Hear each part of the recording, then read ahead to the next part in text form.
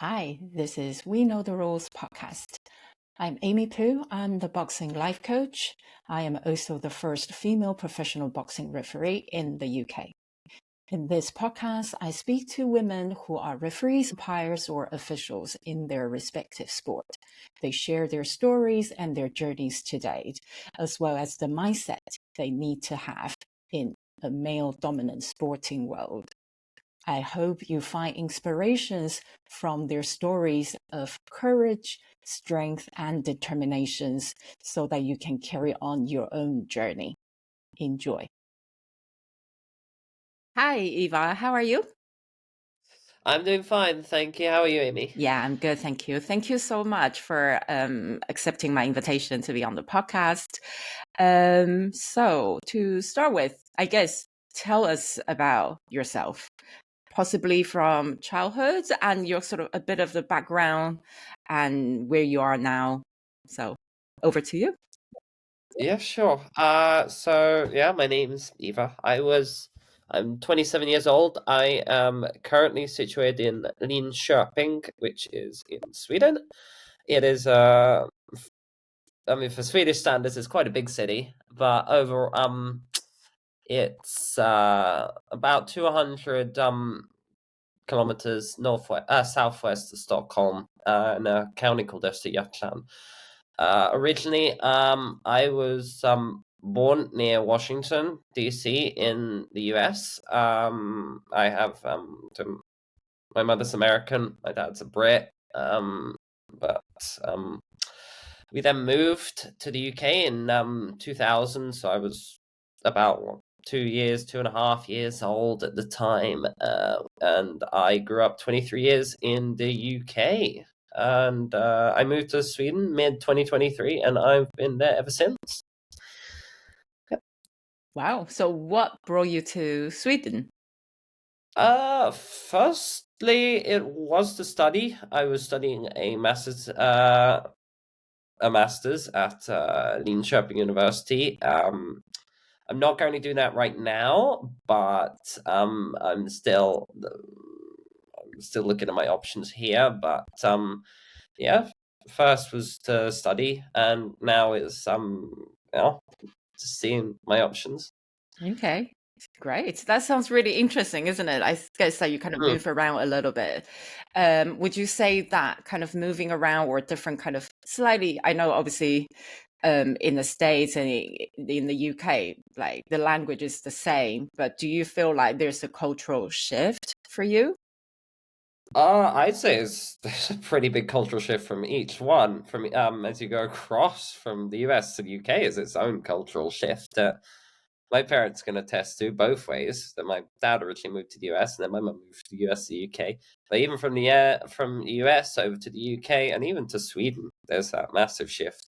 Sweden is a bit more obvious in the fact that yes, most people speak very good English here, but even then it's everywhere the street signs aren't in English, but there's also a different attitude to living, and different attitudes to human human how one tackles just everyday issues, issue viewpoints on other issues from work, recreation, sports, even, Mm, and it's just massively different. Yeah. yeah.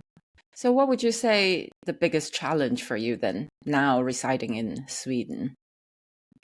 I would say, yes, even though I've been here a while, a year and a half now, and I've come along in Swedish. I known a fair bit before I moved here, and now I've worked even more there. I would still say there's issues is trying to fit inside the Swedish society.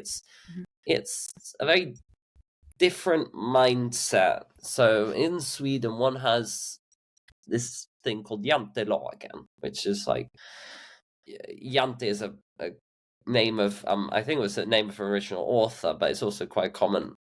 No, well, it's a guy's name, and it means a law again means the law. So it's the Swedish society operates upon a system of humility and a system that's a system of more social cohesion, and rather not as individualistic, and Okay. and the desire that one has in, say, America, in that everyone's a millionaire, they just don't know it yet in America, even if they ever will be or will not. So there's a big difference, I feel, and then getting used to it is sort of that feeling of or trying to come together, and it's definitely one that you get it sort of as a Brit, because British society is not as more focused as on the big wig people, the big people coming up, like say in America, and how it's so outgoing. But Swedish is much more reserved society, and while I am already quite adjusted to it, it's still adjusting to it and trying to fit in the mold that Swedish society is what I'd say. Okay. That's really interesting. That's quite, yeah, definitely very different from like Americans and the Brits, right? Yeah. So tell us about your sport. So my main engagement is as I'm a hockey referee. I started off as a player in hockey somewhere in my teens. I began to play, and then I played a mixture of the women's leagues, and then I played in the university leagues as well, a little bit of recreation on the side, and then about 5-6 seasons ago, I decided I wanted to invest a little bit more in another aspect of the game, because I felt my prospects with my career were. I wouldn't want to put limits on myself, but I recognized, I could be an okay player, and I managed to get up to the Women's Elite League in the UK, Mm. and I considered that a win. So I thought I would try and invest in somewhere else. So right now, I'm a referee. So I referee in the UK, but now I'm in Sweden. I am refereeing in the Swedish system. I referee on two different. It's hard to explain for the Swedish system, but I referee for what effectively is our county, which is Östergötland. There's 21 counties in Sweden. Okay. And I also was refereeing a little bit on the higher swimming side. So I was what's called Förbundsdomare damtrainee, which is like a Swedish association ref women level training. So I refed a couple of SDHL games, a few SDHL games this year as well. So that's what I do nowadays. I'm mainly a ref. Okay. Great. Because when I was looking at your Instagram photos and profile, did you used to play for the GB team? So I didn't play for like the full team. No, I played there's this thing called GB Universities. There's a separate event it's run by a thing called FISU, which organizes international university sports, and they hold this corresponding Olympic-esque competition called the Universiade, and there's this Winter Universiade. So there's this setup for Team GB, which is called GB Universities, and there are people who play both. There are people who played Team GB full, as I should use distinguish, and then there's those who also will play GB Universities, but then there's some people who have played just GB Universities. They might not want to, or they might not be able to reach level of GB. But I was hoping to have played for GB Universities in 2021, but unfortunately it got cancelled due to COVID, the Winter University out that year, and instead we got a friendly game organized, and we got to play as a team at least once together. but we nothing else materialized because of COVID. We wanted to do a tour, but that never happened. But we at least got friendly against an elite league women's team, which is the top league in the UK. And yeah, we've got to have the jerseys, and yeah, very very proud of that as well. Yeah, I can imagine. I got my one shot, I got my one game. Great. But it must be frustrating, right? I think COVID has disrupted a lot of different kind of dreams and aspirations for a lot of people. So yeah, definitely it put the kibosh on quite a lot of stuff that could have happened. yeah. So how was so you obviously you were a player before and then you decided that you wanted to shift into refereeing. How was that transition for you? Not too bad, I would have thought, because I'd played a fair bit before. I wasn't a regular in the elite league when I started reffing, but I'd played in like our second tier, and like I had the game experience. So as a hockey referee, that is one of the most important thing that will distinguish how one can go far as a referee. If you understand the game, other attributes might not be as good, but obviously they will also determine how far one can go. But if you have a good understanding of the game, you can anticipate the flow, you can anticipate what they say in Canada, hot spots where tempers flare a bit, and players will get a bit argy-bargy with each other. And with that, you can it really helped. I would say the fact that I've played net level, I understand the flow of the game, it helped that I could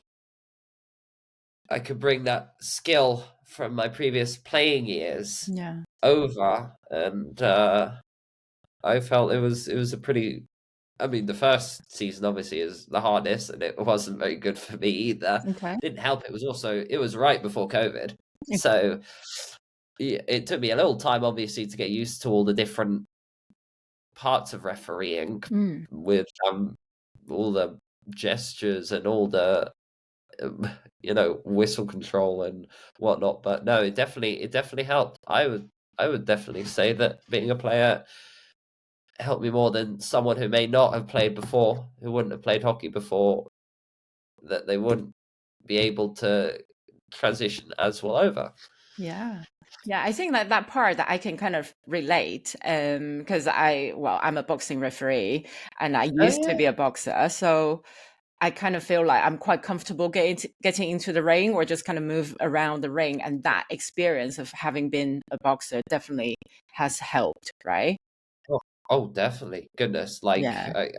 I know where players are, because I know what a breakout is in hockey. It's when one goes out from their own defensive zone into the neutral zone and attacks the other team. Yeah. I know when players are going to be standing roughly. I mean, it's harder at lower levels. Like if one refs, I don't know, under 15s, under 14s, then it's a more recreational level. For fun's sake, it's a bit harder to anticipate, but as it goes up, so much more the game is predictable and so much more understandable. But it's the comfort as well, as you said. Yeah, that sounds great. So you mentioned very briefly, you said the first year it was quite hard to kind of adjust to different aspects of the refereeing. Could you tell us a bit more about that? Yeah. So when I first began to ref, it was like I'd always been aware of referee or what referees do roughly. I didn't study rules when I was a player, but I was always roughly aware of that they're there and to talk to them and whatnot. But I know when I first started, it was hard. Like, oh, do I put my arm up now? Well, like, do I put my arm up for what's called delayed offside now, or do I wash out, which is when you stretch out the arms and to say no icing or no offside or whatnot. And I think it's also a bit of the self-belief. Like, do I blow the whistle now, or do I wait a bit? Or because not blowing the whistle or blowing the whistle can mean quite a lot, especially if the goaltender's not frozen the puck and it's free. If you blow the whistle, the player's dead, and all the attacking team will be incredibly annoyed because they've lost a potential goal scoring chance. But if you do the opposite and you don't blow it, and the attacking player digs at the puck and the goalie's frozen it, that's going to cause flaring tensions, and it's going to cause ruckus. So it was learning all that stuff. I would say definitely that was what was hard. Yeah, that's really interesting because while you're just talking, I could almost imagine that in those moments there are probably a lot of scenarios like playing in your head, right? Just like if I do this, that these kind of things, all the consequences will happen. If I did that, then all the rest will happen. And you mentioned about self-belief. Yeah. How did it help you, or did you feel like the lack of self-belief might have hindered you? How has it been for you in that sense? I think it's definitely been some that you have to build up as a referee. It's something you have to learn yourself. Because you could notice it, like if you somehow dug out of the archives like my first 10 games compared to what I referee like now, you just see that it's a case of, oh goodness, like, am I giving the right penalty in my first 10 games? Am I do I even know if I'm applying the rules rightly? And you it's definitely a case of you have to build it up, because then you have other people who are squeaking down, think they know. They might be right, they might be wrong in those first 10 games, like, but it's a case of definitely as it builds up,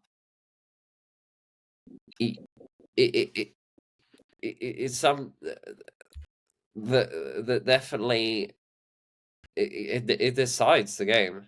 It's like, because if the players don't trust you in that case, like, goodness.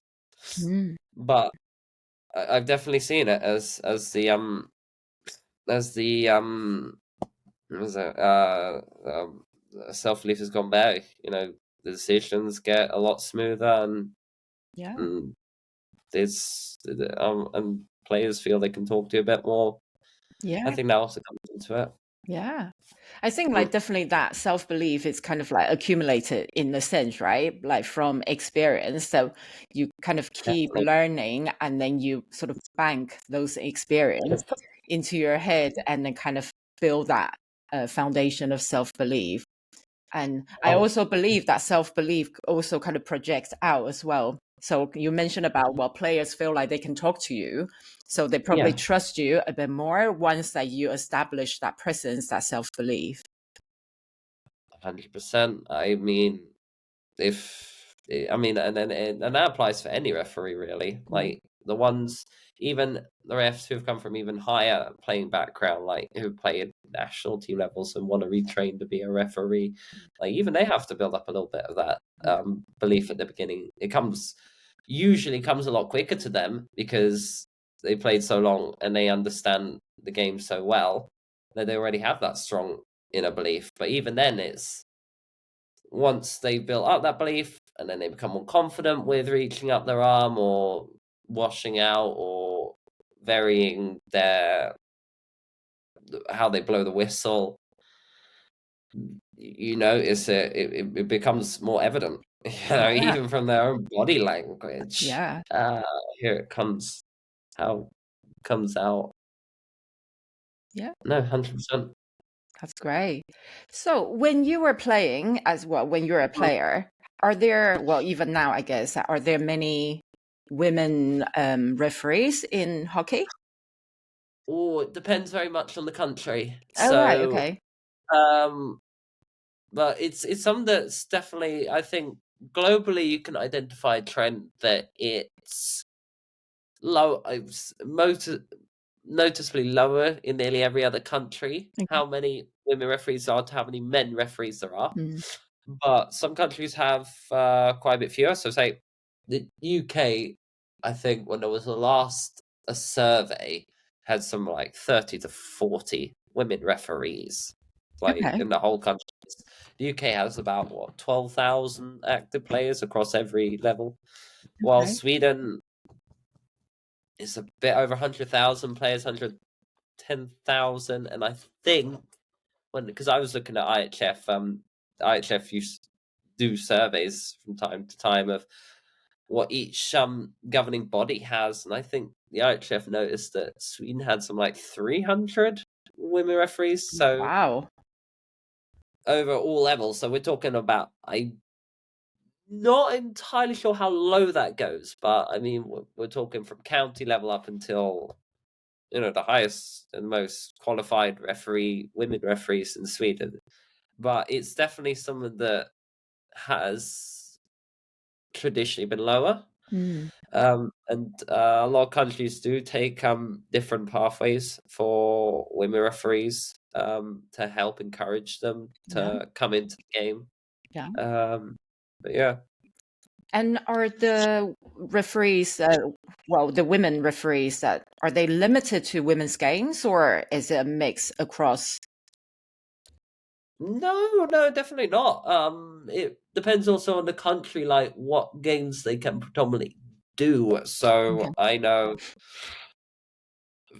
because some countries have better women's leagues than others, or should I say better women's leagues? Should I say that they have more Yeah. established and more stronger leagues? So some countries like in the UK, a lot of women will do.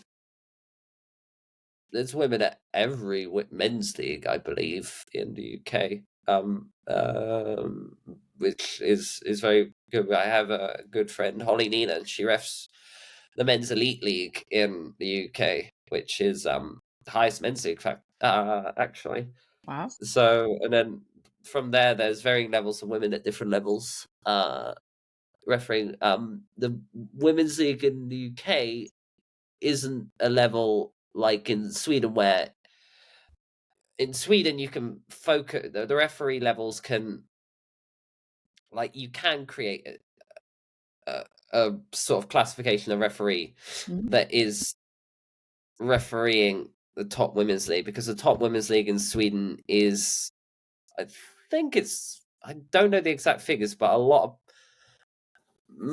I was I don't I wouldn't like to say most players are getting paid, but there is a very big professionality aspect of the SDHL in Sweden. So you can get refs who ref a lot more women's games in Sweden, say, maybe even more than the men's league that they'll be reffing in Sweden than in the UK, where yes, they will throughout the season referee women's, but they'll be predominantly focusing on men's league in the UK. But then in Sweden, you also have women who referee very highly in the men's league. So the best, one of the most few decorated referees, like Anna Hammar, she refs as a lines person in the Allsvenskan, which is the second highest men's tier. That is a very, very good league. Is top 15 in the world. Yeah.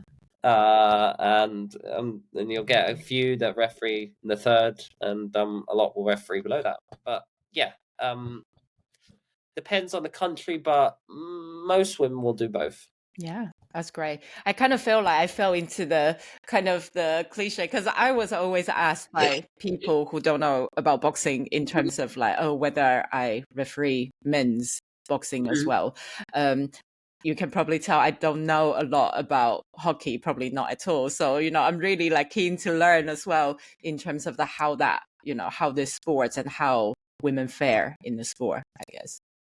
Yeah, no, definitely. I mean, there's it's I know I think it's different for other sports like football and rugby, but I think even those sports, it's quite mixed. It's quite good that women are get the chance to referee Yeah. both levels.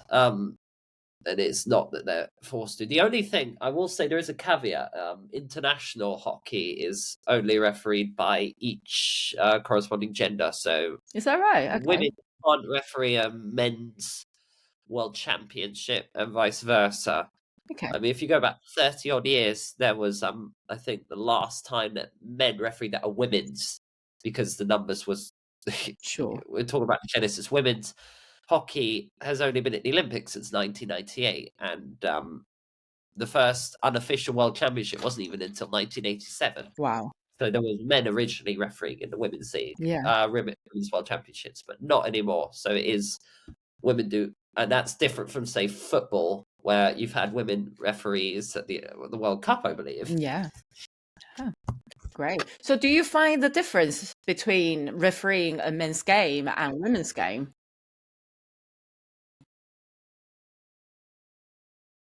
I would say most feel there is some sort of a difference. I don't. Can one say that one is easier than the other? No, I wouldn't say it is exactly one is easier than the other, because you have different attitudes and different. It's just so different, and it varies so much with the ages, the level, Sure. the just the temperament of a game. So, if I would challenge people who would say that one is easier than the other. So we've just had the playoffs in the women's league in Sweden, and one of those games I would say is a lot harder than a lot of potentially a lot of normal pre-season men's games, Okay. because the temperament is so, it can be so different, obviously, compared to what level of the season that match is.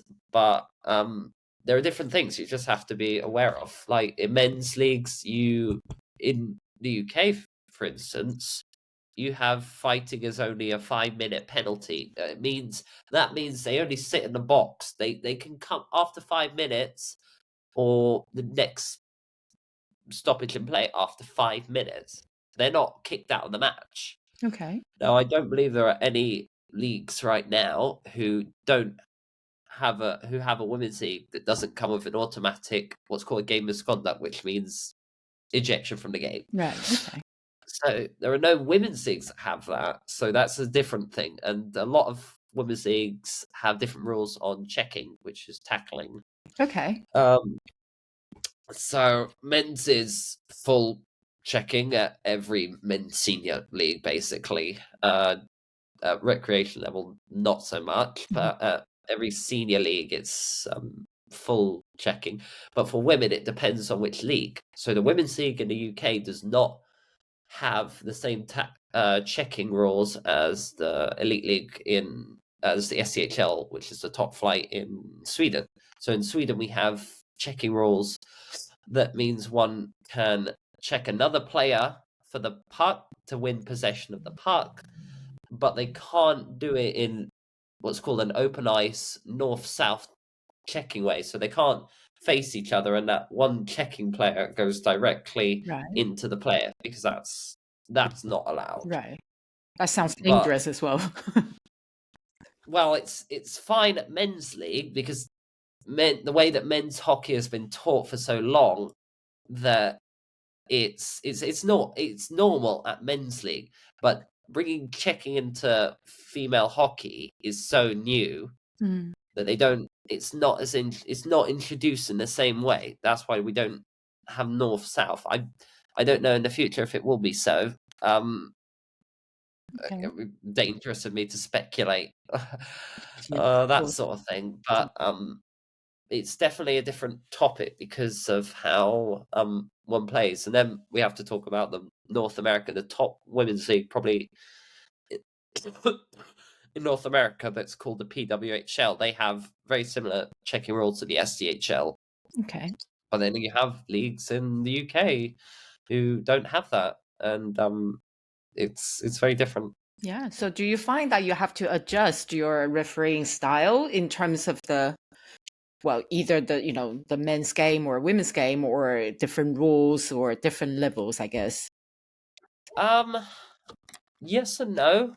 So yes, if it's obviously if it's a men's game, you'll have different rules on tackling and you'll have different rules on fighting, and you have to understand that there's different.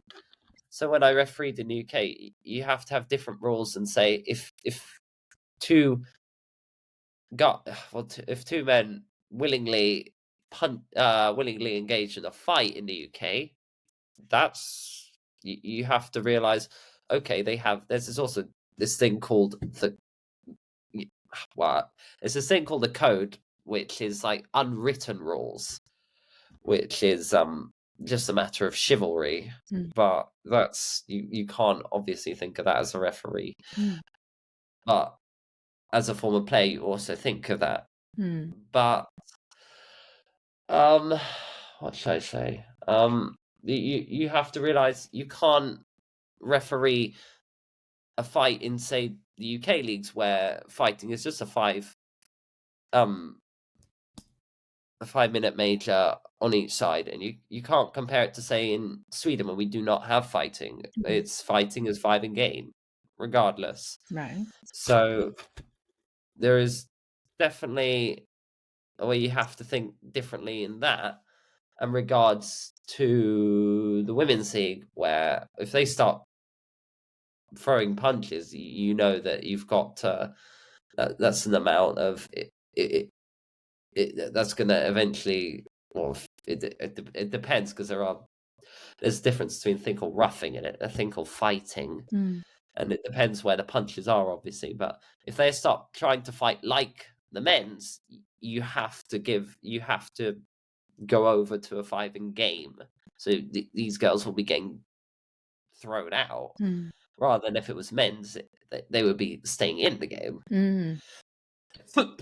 So that's the way I would say that you do have to ref it differently. But other than that, I would say most of it is very similar. So in the sense that there is still the same tripping, there's still the same elbowing, there's still the same boarding.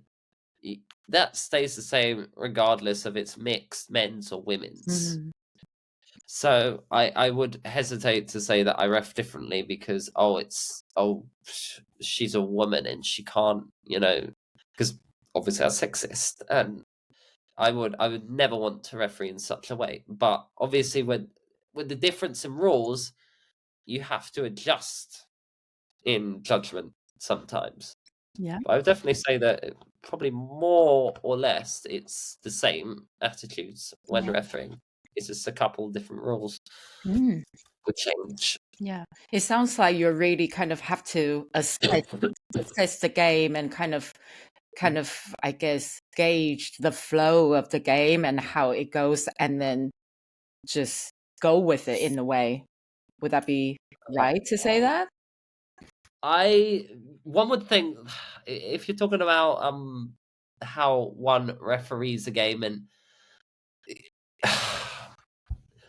are you talking about generally refereeing a game, that one takes what the flow of the game in consideration? Because there is an aspect like that, but I've also had it when I've gone to referee camps that one must also hold the same level. You got to hold the same level for, say, penalties. Sure. You're gonna.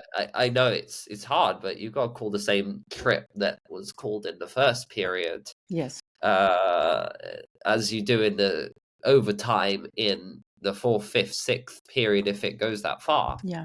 So absolutely, understanding the flow of the game is important for how one referees the game, but also there is that level, and it really does destroy players' trust if you don't call the same penalties that you called in the different other periods. Sure. Yeah. I got that.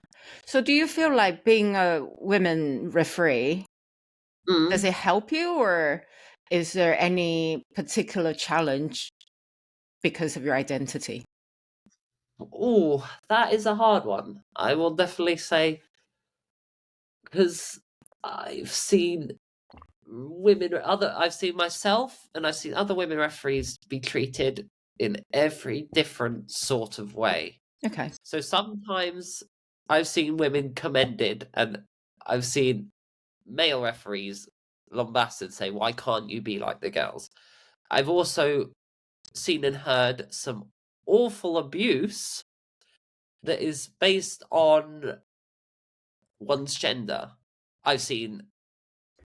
I mean, it's luck, and when it's been caught, it's luckily been punished Good. alongside that.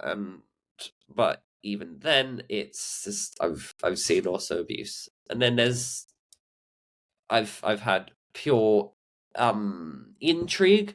I remember one time I refereed a game, and I'm getting off into the bench and taking off putting on my skate guards, and like the coach comes up and because I do a bun when I'm on the ice, and then he just like flicks it and he says, "Oh, I didn't know we had a female referee," and you don't know how to react to that. It's like, is that bad? Is that good? Is that or what do you? So I've had all sorts. Like, I personally feel it doesn't make a difference. Like, honestly, I don't think the players have ever been the problem. I mean, players have said probably bad things, but I don't feel it goes any worse than that for the players. I find it's often those who interact with the game who can be worse. You mean like as a like spectators, you mean, or Commenters on social media online, I find it can be them. Sometimes coaches, depends. I've refereed long enough that I've had every different sort of reaction from coaches, but yeah, it's not often on the ice. I mean, I've not had it on the ice before, weirdly enough. okay. Well, that's good, right? I think that's good to know that actually players kind of respect the referee as a referee despite their gender or, any sort of like identity or anything. So that's a good sign, I Yeah, think. the players themselves, they Yeah. usually, because they're there to play, and they're only gonna get angry at you No. They regarding just want a aspects of fair the referee, I game. guess. I think because I can't say anything about others' experiences. Sure. I mean, I can only say what I've experienced, but I'm sure I it could very well be that my other friends will say that they've gotten misogynistic abuse on the ice, but I can't say I've got it from the players. So there's that. Cool. Yeah.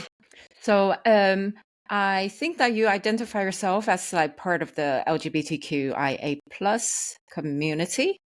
Yes, And do you want to sorry. tell us a bit more about that and how it affects you, I guess, as a referee in the sport?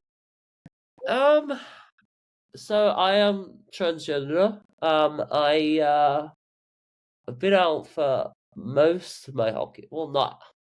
Oh, sort of, a sort of not. So I began playing hockey in my teens, and I came out publicly when I was 18. So I had a little bit of time before when I was a player, and most of my hockey career has been when I've been out.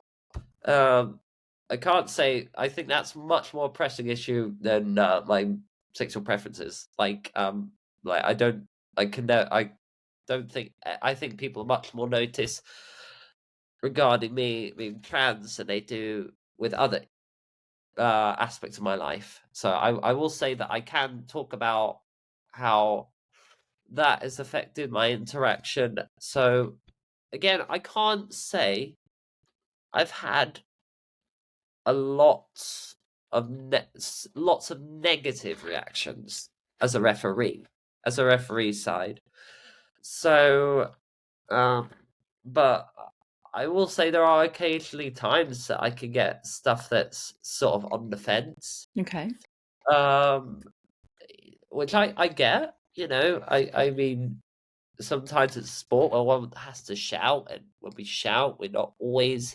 If it's deep enough, we sound a bit androgynous, and I've had occasionally like people give me the usual. I remember I was in one rink and I just had like this 7-year-old girl come up to ask me, "Are you a boy or a girl?" in a rink here in Sweden, and I mean, it's funny that we have that we have that, and I'm happy that it's never been too bad of an issue, and I don't get people like constantly trying to misgender me and stuff. And I do get whenever it's asked, it's out of pure curiosity. Mm. But other than that, I don't think it's had massive effect on me. But it's weird. It's weird being one of I know one other person who began riffing after me who was trans, Yeah. and but it's just like being one of like who knows how many in the world, not many at all, Mm. and just what one can achieve from it is it's weird, hard to explain. Yeah. But I think that is it takes courage, I guess, like to come out and then really openly talk about it. And it sounds like hockey is quite an inclusive sport because obviously there was debates in terms of like transgender competing in the sort of the gender at their birth or after the transitions, like in sort of Olympic level and stuff like that. And I think there are a lot of debates. Definitely, like in boxing, there's a lot of debates and arguments like in that participation. So, what's your Yeah. take on that for hockey? And do you have what's your opinion around Oh, the sports in general? yeah. So I think this is a very different issue across countries from what I've experienced. So Yeah. I can say um, the UK has definitely a very different line to say Sweden, Okay. which is unusual because Sweden hockey here is mainstream. Like I turn on the news, the sports news at night. I will if it's hockey season or it's been something happens in the hockey world, it will be featured. And in hockey in Sweden, you have a lot of breadth. Um, but there is not the same focus on trans athletes in Sweden in the sense that there is basically no coverage, which is Okay. what I consider it can be. I think there's a lot of good in that, and the fact that it's not a problem Mm. in Sweden. Yeah. It's and I look out and there's none of that focus whatsoever. While in the UK you can turn on the news and if it's not local news, we're in an area that has an ice rink and something very noticeable has happened, there will be no coverage of hockey. Hockey is so mainstream, it's so minor in the Mm. UK. But recently, England ice hockey alongside ice hockey, because UK governance has devolved between Scotland and England, Okay. but it also has a governing body. So it's IHOC, England Ice Hockey Scotland. Yeah. I think it's ice hockey. I don't know. They have weird names, but anyway, it's devolved. So they recently published guidance that is whatever the level, be it from development, which is basically recreation, women's recreation, Yeah. up to the mains elite league, there is a complete ban on anyone taking part as a trans woman. And if you are a trans man, Right. if you take hormones, you are also banned. But because of the way it was worded, it's trying to effectively say only biological men should play men's leagues and only biological women should play in the women's leagues. Now, the problem with that is there's also a lot of women who play up, there are GB players who will play in NIHL 2, NIHL 1, NIHL 4, third, second, first here. Yeah. And technically they shouldn't be allowed to play according to the wording of the new policy, I say, which is more or less the rules Yeah. about how the game is managed in UK, which is also to their detriment. So because there is a focus in the UK on excluding more than it tries to include. Mm. In the fact that there's nowhere in it. There is a faint bit of wording, I think it says, where wherever possible we want to include transgender hockey players in whatever aspect it is. I don't know. It's a lot of Vague, poorly kind worded of, yes. ways, very vague. And the problem with it is it just bans everyone completely as well, and it's also just created a problem that never existed because, as you said, hockey in the UK especially is very inclusive, especially at the women's leagues. So it's just there can't even be like a level of recreational women's league recreational that they can play that's not focused on winning and trying to go for a title. It's just straight up bans them. And some of these trans people have been involved in their teams for years. Mm. Like I know one who's been with one of the teams for my old team for 10 years. Yeah. They've now effectively been told, well, you can't play anymore. And like what Where do they go? it's like where do you go? Yeah. Like, and the thing is, I play with a rec team out in a town nearby where I live in Sweden. Like I play with other women, I play with 4-year-olds. Everyone from like teenagers to 40-year-olds, and we just have a great time. Yeah. We have such a safe space. And if this was in the UK, I would be banned. And even then, we sometimes get kids to come along and get a little bit of extra ice time. And so last night we had training. I'm helping this 12-year-old kid who knows what she could be in 6, 7, 8 years. She tries hard enough. She could be playing for the national team. Yeah. But I can be there as a solid head and help someone out in that way. That can't exist in the UK, and you get all these old wise heads, those who weren't gaming the system, because you can check in the top 100 players in the Elite League how many of them were transgender last season. Mm. I think you'll find none, if not one. And none of them were in the top 10 for the points lists in the Women's Elite League in the UK. But I find that I think it's my opinion is just it's all right here because it's not a problem Yeah. in Sweden. I think it works quite well. Like I find if it was honestly a problem, yes, there should be more restriction. But the IOC has its recommendations. They were working fine. And then we talk about people like Leah Thomas, there's a swimmer in the NCAA who won a couple of races and a title. But then they don't mention the degradations in time, the loss in muscle mass, how the fact is she's even had her times beat by people like Katie Ledecky. Yes. So I was gonna say that the IOC has its recommendations, its guidelines of HRT, I believe, testosterone suppressing, and for a year. I mean, if more research finds, because more research finds it should be increased and other measures should be taken, I'm not against having a discussion for that. What I am against is the way that organizations like IHUC, I think World Rugby have done as well, where they just completely ban because they're too.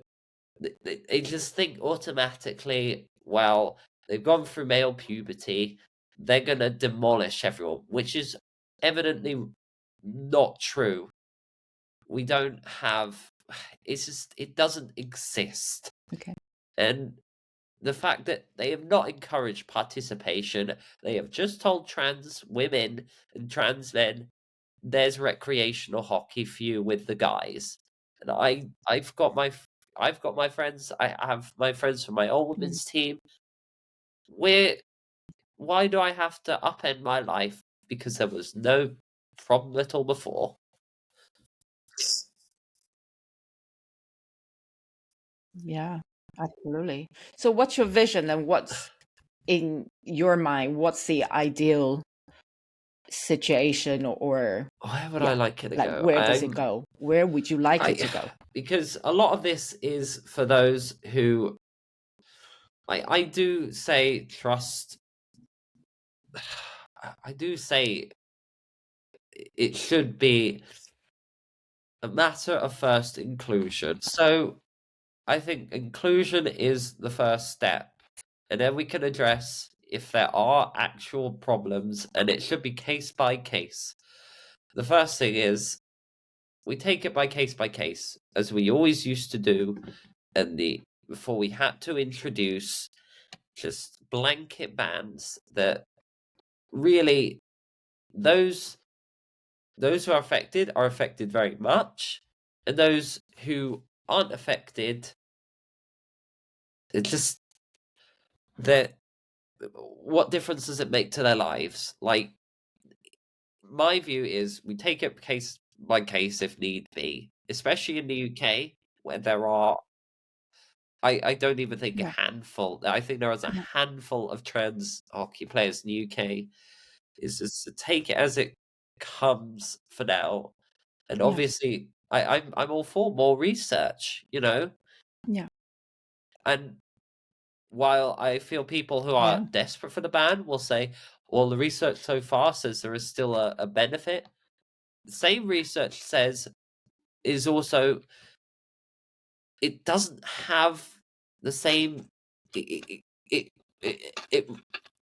I know it says in the research, it says this is so new that these are preliminary findings almost, and it's the sample groups they're using, and they're using.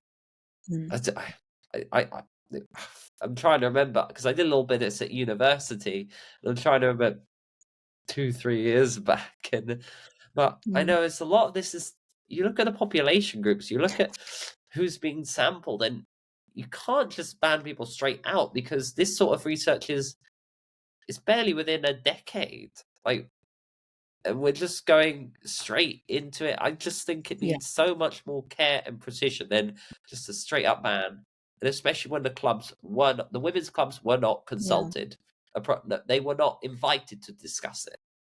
So I think there needs to be a rethink on this, and I think it yeah, needs to be handled with so much more sincerity and care. yeah.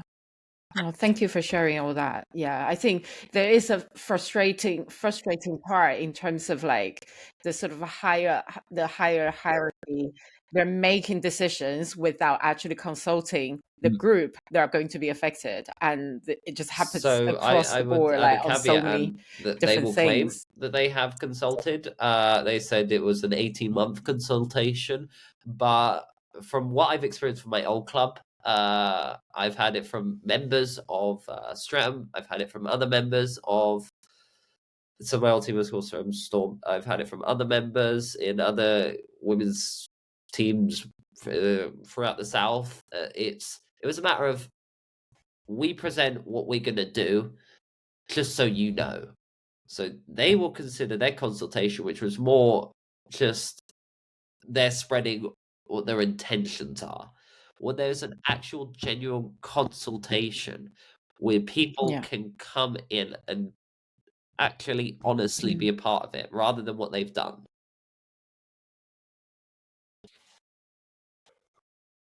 sure. Yeah, absolutely. So, for your achievements so far, I just credit to you, honestly, and obviously overcoming many challenges, right? And then obstacles and stuff. So, honestly, well done. Congratulations. So, what would you say your biggest As achievement a today referee, as a referee? it's quite hard. I would say either getting my shot in the SDHL so far, or I did I did get international. I did get a chance to ref one international tournament.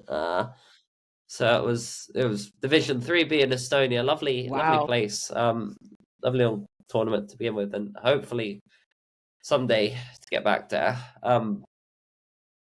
Into the international circle again. But that was definitely probably my proudest that I got that chance, and hopefully to do something again along those lines. But yeah, those two things. Yeah.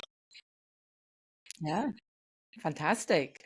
That kind of leads to my Mm. last, well, kind of the penultimate question, I guess. Yeah. So, where do you see yourself in the sort of next 12 months in terms of your refereeing career?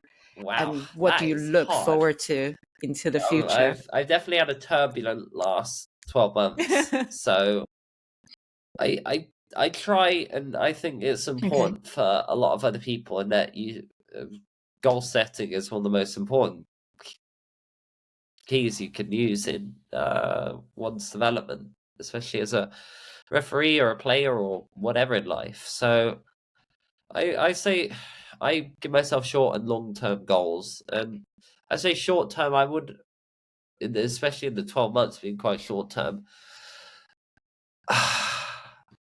Oof, it's I just would like to see myself making some form of forward progress. I think that's all I can say. I just want to Yeah. see that I keep moving forward and getting new opportunities. Honestly, that's all I can ask for. I can't. I would Yeah. hesitate to say I want to ref in this league and I want to referee that league because, well, one, it sounds a bit. It sounds ambitious, but also sounds a little bit stubborn and little bit assuming. But I definitely would just like to say that I hopefully keep enjoying refereeing, and I hope to just make some form of progress. Yeah. Yeah. No, I really like that. And for me personally, I always say to the people that I coach that Yeah. goals are for directions rather than a destination, right? Like, so I really like what you say. You just keep going, hopefully you keep enjoying what you're doing, and I think that's the main Yeah, thing, isn't it? indeed. Really I enjoying can the agree with that. progress and then the process. Yeah. Great. So finally, what would you say to any girls or women, transgender, trans women who are currently in the sport or who are thinking about taking the path Um, being an that is official, being a hard. referee? What would you I say to think them? it's resilience, especially because it is resilience is important wherever you go Mm, in life. Like, there's no way to bend that, but you're the one of three or four people on the ice who are gonna be exposed to people who aren't your friends, who aren't cheering for you always. There are people who do cheer for us, arenas especially, but they're not often many in number. So, one thing I can say is be resilient. I'd say know that it may not be a straightforward path also, but know your own self-worth mm, and work hard. Like I just combine it all and I would just say, just know your self worth. Just keep going. You know.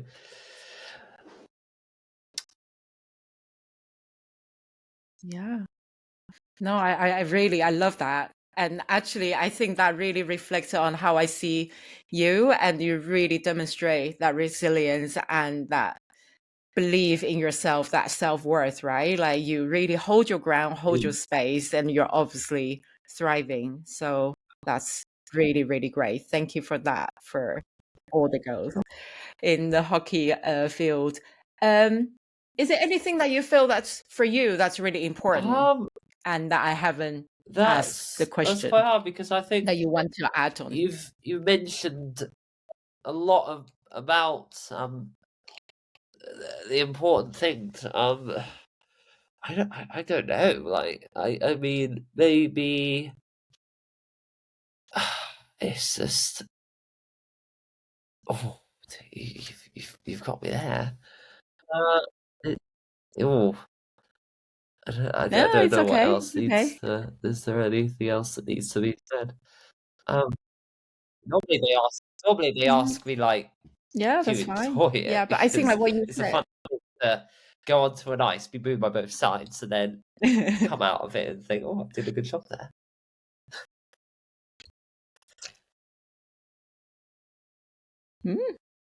Yeah. And actually telling yourself that you did a good job, that's a good thing, isn't it? I think so for so many of us who are so self-critical, but really patting on yourself, patting on the back and Indeed, stuff and say, well done. And that's really important as well.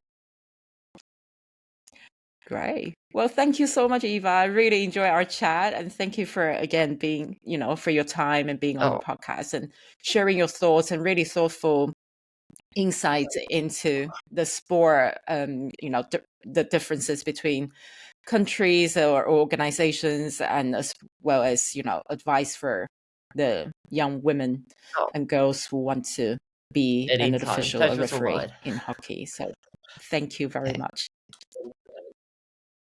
Thank you for listening. I hope you enjoyed the episode. If you do, please like, share, and subscribe to the podcast. Thank you.